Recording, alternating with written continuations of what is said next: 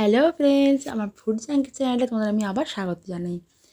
তোমাদের সঙ্গে আজকে আমি একটা নতুন ধরনের রান্না শেয়ার করতে চলেছি।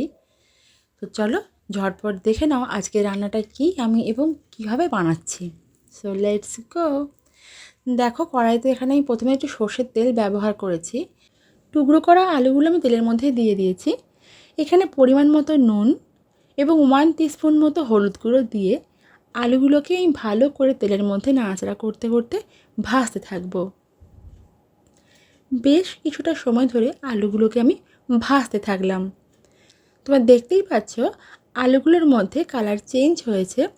আলুগুলো অলরেডি খুব সুন্দর গোল্ডেন কালার হয়ে ভাজা ভাজা মতো হয়েই গেছে।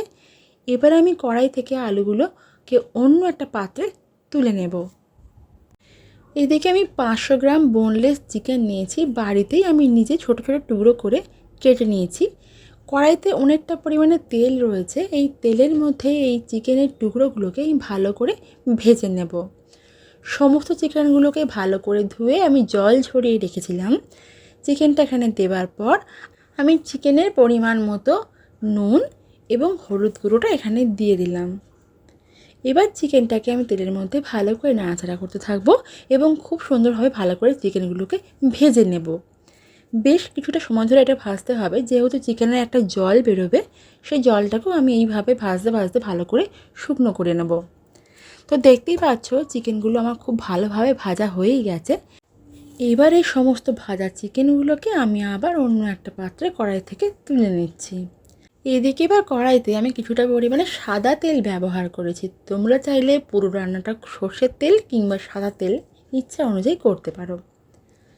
তেলটা একটু সামান্য গরম হলে এখানে আমি দিচ্ছি কিছু গোটা মশলা, তেজপাতা, 2টো শুকনো লঙ্কা, একটা দারচিনি স্টিক, 2টো এলাচ, 4টি লবঙ্গ আর 1 টেবিল স্পুন রয়েছে সাদা গোটা জিরে। এগুলো ফোড়নে দেওয়ার পর আমি সামান্য কিছুটা সময় ধরে এটাকে নাড়াচাড়া করে একটু ভাজা ভাজা মতো করে নিলাম। এটা ভাজা আমার হয়ে গেছে। খুব বেশি এগুলোকে ভেজে পুড়িয়ে ফেলবো না। এবার আমি এখানে অ্যাড করে দেবো আমি আগে থেকে পেঁয়াজ, টমেটো, কাঁচা লঙ্কা, আদা এবং রসুন সমস্তটা একসাথে চপারে আমি চপড করেছিলাম। তোমরা চাইলে সমস্তটা একসাথে মিক্সার গ্রাইন্ডারে পেস্ট বানিয়ে নিতে পারো। আমি এখানে পেস্ট ব্যবহার করব না বলে এটাকে চপড করেছি, মানে খুব মিহি করে আমি চপড করে নিয়েছি এটাকে। এবার এই মশলাটা দিয়ে খুন্তির সাহায্যে হালকা হাতে নাড়াচাড়া করব এবং এই মশলাটা ভালোভাবে তেলের সাথে কষিয়ে নেব। দেখতেই পাচ্ছ যে মশলাটা খুব ভালো করে কষিয়ে নেওয়া আমার হয়ে গেছে। এবার আমি এই পর্যায়ে এখানে দিচ্ছি পরিমাণ মতো নুন, 1 টেবিল স্পুন দিচ্ছি হলুদ গুঁড়ো, 1 টেবিল স্পুন এখানে দিচ্ছি ধনের গুঁড়ো, 1 টেবিল স্পুন দিলাম জিরের গুঁড়ো আর 1 টেবিল স্পুন দিচ্ছি লঙ্কার গুঁড়ো, আর দিচ্ছি 2 টেবিল স্পুন মতো চিনি। এখানে যেহেতু আমি আলুতে চিকেনে নুন ব্যবহার করেছি, তাই নুনের পরিমাণটা একটু বুঝে এখানে ব্যবহার করলাম। এবার সমস্ত শুকনো মশলাগুলো আমি একসাথে ভালো করে কষিয়ে নিচ্ছি। বেশ কিছুটা সময় কষিয়ে নেবার পর আমি এবার এখানে অ্যাড করে দিচ্ছি 1/2 কাপ পরিমাণে জল। জলটা দেবার পর মশলাগুলো জলের সাথে বেশ কিছুটা সময় ধরে আমি নাড়াচাড়া করতে থাকলাম এবং জলটার সাথে মশলাগুলো ভালো করে কষিয়ে নিলাম। দেখতেই পাচ্ছ জলটা অনেকটা শুকিয়ে এসেছে। এই পর্যায়ে এখানে আমি অ্যাড করে দেব আমার আগে থেকে ভেজে তুলে রাখা আলু এবং চিকেনের টুকরোগুলো। এই সমস্ত উপকরণগুলো দেওয়ার পর আমি আবার ভালো করে এই মশলার সাথে চিকেন এবং আলুর টুকরোগুলোকে ভালো করে নাড়াচাড়া করে মিশিয়ে নেব এবং বেশ কিছুটা সময় ধরে আমি হালকা হাতে এগুলোকে ভাজতে থাকবো এবং কষিয়ে নেব। এদিকে দেখতেই পাচ্ছ যে সমস্ত উপকরণ খুব ভালো করে আমার কষানো প্রায় কমপ্লিট। এবার আমি এই পর্যায়ে এখানে অ্যাড করে দেব ঝিরিঝিরি করে কেটে রেখেছিলাম বাঁধাকপি। আমি এখানে একটা গোটা ছোট সাইজের বাঁধাকপি কেটে নিয়েছি। কপিটা আমি ভালো করে ধুয়ে জল ঝরিয়ে রেখেছিলাম। এবার সমস্ত কপিগুলোকে আমি এখানে অ্যাড করে দিচ্ছি।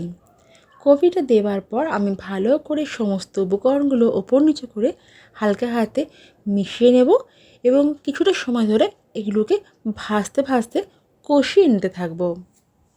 এখানে আমার কষিয়ে নেওয়া কমপ্লিট। এবার আমি এই পর্যায়ে এখানে 1 কাপ পরিমাণে জল ব্যবহার করলাম।